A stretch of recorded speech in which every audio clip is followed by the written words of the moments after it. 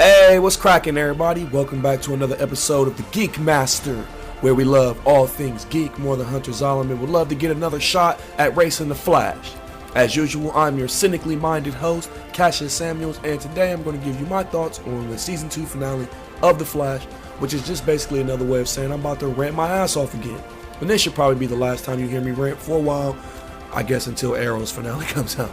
But before I get started, let me preface this whole presentation by saying that I want everyone to remember this is just my opinion, and you are more than welcome to disagree with it. Just don't get all crazy about it in the comment section. We can all just have a discussion. But with that being said, please be aware of spoilers, and let's go ahead and jump right in. There's so much I want to say, I don't even know where to begin. So I will just start with the episode itself from a structural point of view. To me, the entire episode played out like there was some kind of checklist of necessary moments that the writers wanted to get through before the end, and you could see it from the get-go, and you could just see it plain as day, which kind of like, I don't know, it seemed just so dumbed down and simplistic, it just took away from my enjoyment. Barry grieving for Henry, Zoom explains his plan, Wally frees Barry, the man in the iron mask is revealed to be Jay Garrick, who happens to look just like Henry from Earth 1, which everyone has predicted for weeks now. And for me, in the end, it just didn't really have much impact because I saw it all coming. So it was just like hard to get excited about anything.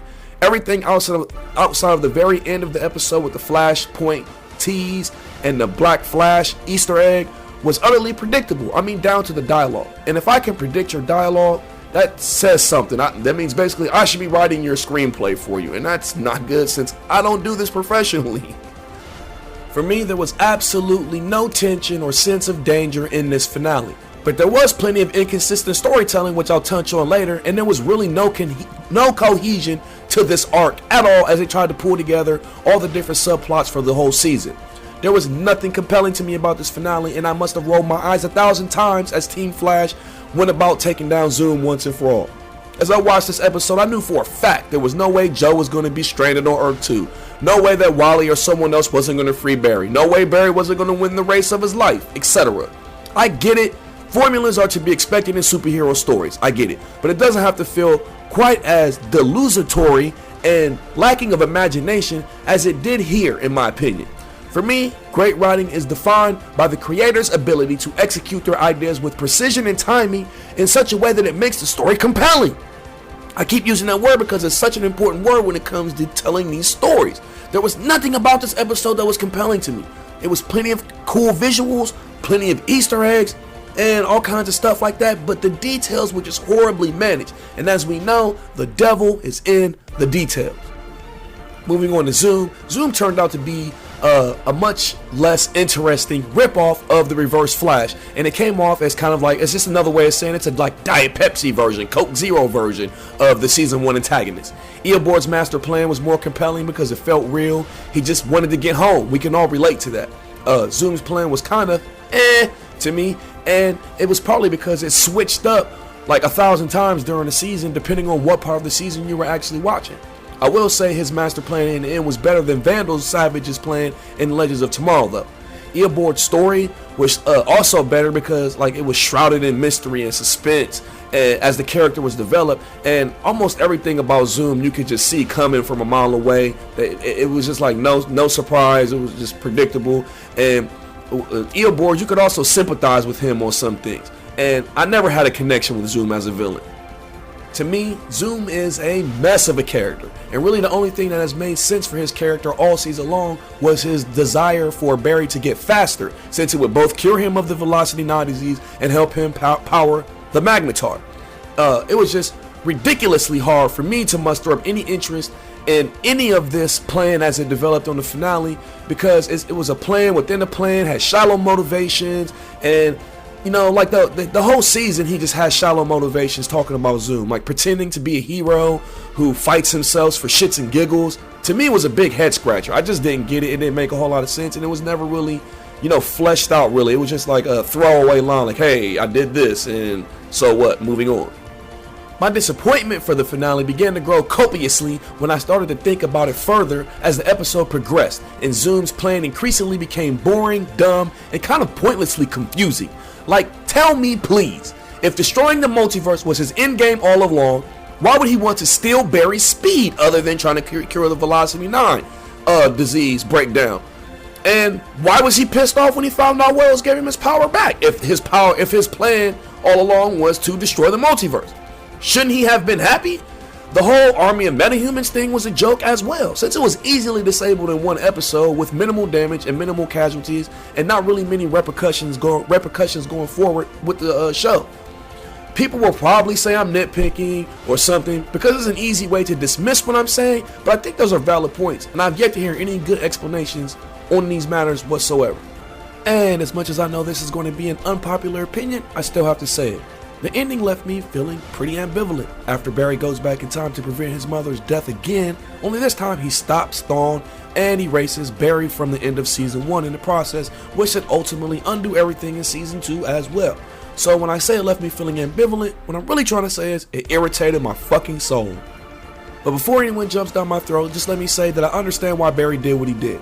I totally get why he was traumatized as he tries to deal with the murder of one parent by undoing the murder of his other parent, which also will save his father in the process. He'll have both his parents, yada yada yada. It's understandable, but come on now.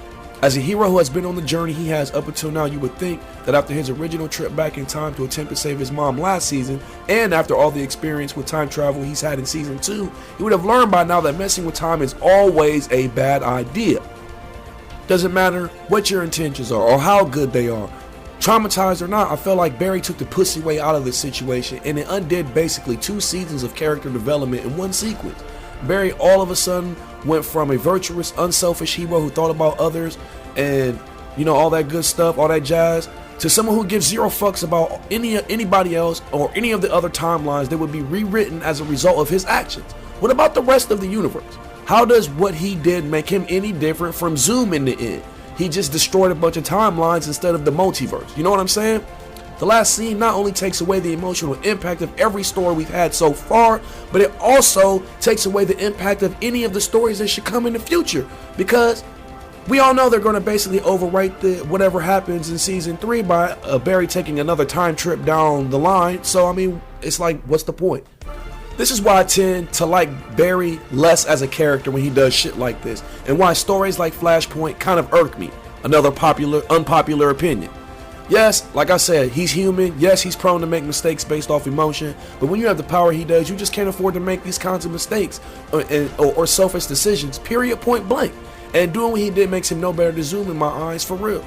Maybe I'm reading too deep into it or something, but for me the finale was an exclamation point on what I think was one of the most convoluted story arcs I've witnessed in recent memory.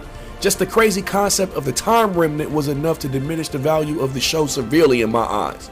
Speaking of time remnants, that brings me to what one of my biggest gripes about this season finale was, and really the back half of the season, to be honest. Can we all just agree on saying, what the fuck is going on with these time remnants? For real, considering that we got 2 entirely different explanations for the concept, I feel like not even the writers know what the fuck a time remnant is at this point. When it first popped up on the 11th episode of season 2 titled Return of Reverse Flash, Wells explains to us that a time remnant is basically someone who comes from a timeline that no longer exists, which is how they explain his survival after Eddie shot himself in the finale of season 1, which was kind of corny to me, but I went along with it because time travel.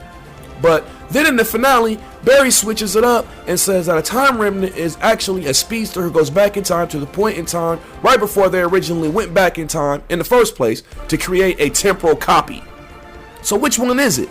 Thawne's explanation can't be used to describe what Barry did in the season finale, and what happened in the finale cannot be used to describe what happened to Thawne in episode 11. So what the fuck? And the conflicts don't even stop there. Not only is there a non-consistent explanation of timeline remnants and how they are supposed to work, but the writers totally fail to explain how they can be killed without causing a temporal paradox of some kind. Eddie killed himself in season 1 as an ancestor of Eobor Thawne, and not only erased his family descended from existence, it caused a paradox that literally ripped a hole into the universe. Yet, season 2 speedsters are able to kill temporal copies of themselves over and over with no consequences, no paradoxes, or anything of the like. Zoom killed at least 2 remnants, and Barry let one sacrifice himself to save the multiverse at the end of the season 2 finale. So what the fuck is really going on here? To me, when the writers when they have no desire to be consistent with their ideas, it just severely damages my interest in the content being produced, and it's just hard for me not to be not cynical about it. But getting off that subject, you also have the issue of how this will affect the other CW verse shows connected to the Flash, like Arrow and Legends of Tomorrow, which kind of had his own time travel issues this season as well, but that's a discussion for another day. I can't say this for sure because I can't see the future, but the only positive thing I see coming out of this decision is the writer somehow using the event to merge Supergirl with the CW universe. I mean, it's obvious Barry saving Nora should logically change the entire face of the Earth 1 DC Comics universe. That means Arrow should be different in Season 5, Legends of Tomorrow should be different in Season 2, so on and so on. As an example, if Flash never becomes Flash like in the Flashpoint paradox, that means Team Flash will never get together at Star Labs after the particle accelerator explodes, which means things like, you know, Snart and Rory probably wouldn't get their cold gun and heat gun. Laura wouldn't get her Canary Cry device, so on and so on. But who knows if that's ever going to happen.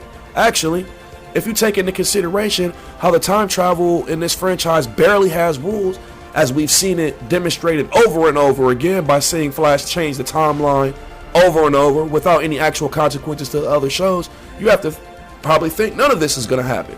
In fact, I almost guarantee something this big won't even matter on any show but The Flash, since it would just be undone anyway.